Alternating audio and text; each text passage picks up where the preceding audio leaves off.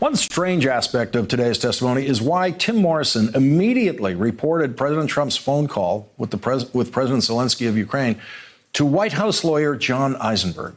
What's strange about that is that Tim Morrison testified in his opening statement that he didn't think that the president did anything wrong in the phone call.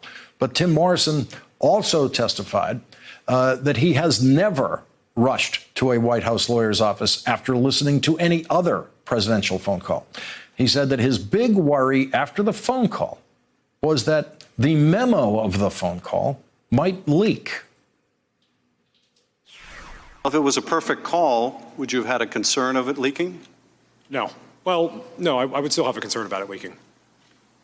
Okay. And would you have thought it was appropriate if President Trump had asked Zelensky to investigate John Kasich, or to investigate Nancy Pelosi, or to investigate Ambassador Volker? Would that be appropriate? In those hypothetical cases, no, not appropriate. But you're not sure about Joe Biden? Sir, again, I can only speak to what I understood at the time and why I acted the way I did at the time. Joining our discussion now, Tess Bridgman, former deputy legal advisor to the National Security Council and associate White House counsel in the Obama administration. Also joining us, national security expert and former Republican Senate staff member Tom Nichols. And Tess, whenever they're running to the White House lawyers in this testimony, I'm always thinking of you because you used to be in that office that they were running to in this testimony today. What did you make of Tim Morrison's rush to the lawyers? And the lawyer he's rushing to, that position was your boss when you were working in the White House. Is that right?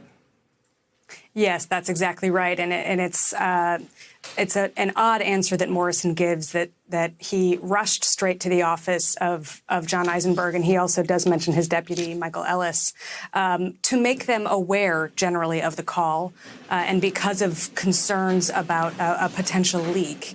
But when pressed, what was it that you specifically wanted the NSC's lawyers to be aware of?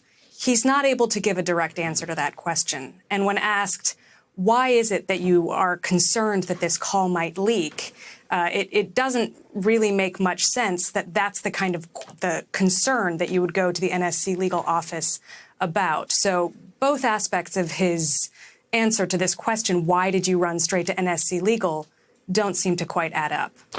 Tom Nichols, did it make any sense to you? I couldn't figure it out. It seemed like he knew something was wrong. He sort of blurted that out for a moment. And then at one point he was asked, well, why did you go to the lawyer? And he said, well, because he wasn't in the room. He wasn't at the meeting. And of course, the immediate question is, well, would that be normal? So he wasn't in the room. And then again, he was asked, and he said, well, I just wanted to let them know what happened. And, what did you think happened? Well, nothing happened. Everything's fine.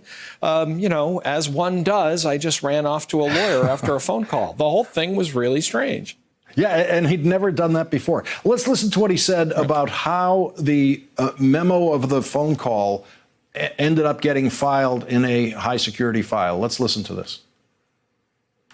And what reason did Mr. Eisenberg give you for why the call record was put in the highly classified system? It was a mistake.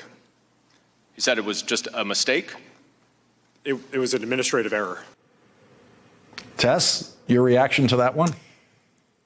Yeah, you cannot move a document to that system by mistake. He may be trying to indicate that it was a miscommunication, but others have testified that no, indeed, it was clear that the direction was to move the transcript to this highly classified code word server. The other thing that was clear today in Morrison's testimony, he was asked, couldn't you have just restricted access in the normal system to this transcript if you were so concerned about it? And he answered truthfully, yes, he could have done so. So that once again begs the question, if really the only concern was that only those with a need to know would have access to this memorandum of conversation, why not use the normal controls to make sure that that was the case? And once again, he wasn't able to answer that question. And Republicans on the committee had no problem with Tim Morrison speaking to a White House counsel after the president's phone call. They did seem bothered, the Republicans, that Colonel Vindman did the same thing. Let's listen to Colonel Vindman explaining that it was his sense of duty that was guiding him in his choices. What Vindman said, we don't have the video, but what he said is he wanted to emphasize to the committee that when he reported his concerns, I did so out of a sense of duty. I privately reported my concerns in official channels to the proper authority in the chain of command. Tom, what was your reaction to the way Colonel Vindman handled his explanation of how he conducted himself after the president's phone call with the president of Ukraine? It seemed to me Lieutenant Colonel Vindman did the thing that normal people would do. I was in a meeting, something very wrong happened. I decided that I had to take this to, the legal folks that exist for moments like this, for a person on the NSC staff to go and talk to. What was really interesting is that when Morrison was asked the same question, why didn't you go to your immediate reporting superior? Morrison suddenly didn't have an answer. Well, I didn't, I went right to the lawyer because he's kind of my peer and not my superior. So basically, the Republican narrative is that everything Vindman did was wrong. Everything Morrison did was right, even though what they did was pretty closely the same. It seems that the big difference between them is that they were mad at Vindman because he didn't just keep it in the family.